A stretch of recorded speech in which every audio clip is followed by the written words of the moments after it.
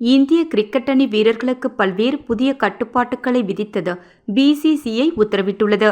கடந்த ஆண்டு T20 உலகக்கோப்பையை இந்திய அணி கைப்பற்றியதைத் தொடர்ந்து அதன் பிறகு நடந்த கிரிக்கெட் தொடர்களில் தோல்வியை தழுவியுள்ளது.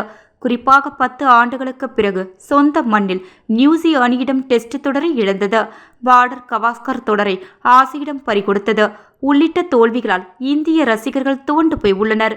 மேலும் கேப்டன் ரோஹித் சர்மா மற்றும் பயிற்சியாளர்கள் கம்பீர் ஆகியோர் கடுமையான விமர்சனங்களை எதிர்கொண்டு வருகின்றனர். இப்படிப்பட்ட சூழலில் அடுத்த மாதம் சாம்பியன் டிராபி கிரிக்கெட் தொடர் நடைபெற உள்ளது. எனவே இந்திய அணியை வலுப்படுத்த வேண்டிய கட்டாயத்தில் பிசிசிஐ உள்ளது.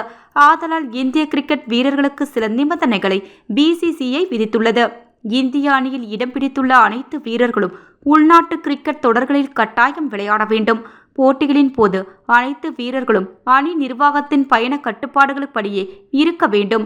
தனித்தனியாக பயணிக்க கூடாது. குறிப்பிட்ட அளவு லக்கேஜுகளை மட்டுமே எடுத்து செல்ல வேண்டும்.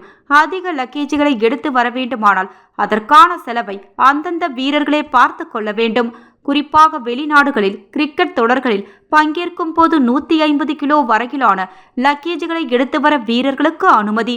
வெளி மாநில தொடர்களில் மற்றும் உள்நாட்டு கிரிக்கெட் தொடர்களில் பங்கேற்கும் வீரர்கள் 120 கிலோ லக்கேஜுகளை எடுத்து வரலாம். மேலாளர் மற்றும் சமையல் உதவியாளர்கள் வீரர்கள் தங்களுடன் அழைத்து வரக்கூடாது. பயிற்சியோ போட்டியோ முன்கூட்டியே முடிந்தால் வீரர்கள் உடனடியாக கிளம்பக்கூடாது. அனைத்து வீரர்களுடன் ஒன்றிணைந்து செல்ல வேண்டும். போட்டிகள் நடக்கும் காலத்தில் தனிப்பட்ட விளம்பர படப்பிடிப்புகளில் பங்கேற்கக்கூடாது. 45 நாட்களுக்கு மேலாக வெளிநாட்டு தொடர்களில் பங்கேற்கும் வீரர்களுடன் அவர்களின் மனைவி மற்றும் குழந்தைகள் 2 வாரங்களுக்கு ஒருமுறை தங்கலாம். அவர்களின் தங்கும் செலவை அணி நிர்வாகம் ஏற்கும்.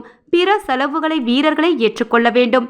பிசிசிஐயின் அதிகாரப்பூர்வ நிகழ்ச்சிகள் மற்றும் ஷூட்டிங்கில் அனைத்து வீரர்களும் பங்கேற்க வேண்டும் உள்ளிட்ட பல்வேறு விதிகள் அறிவிக்கப்பட்டுள்ளன.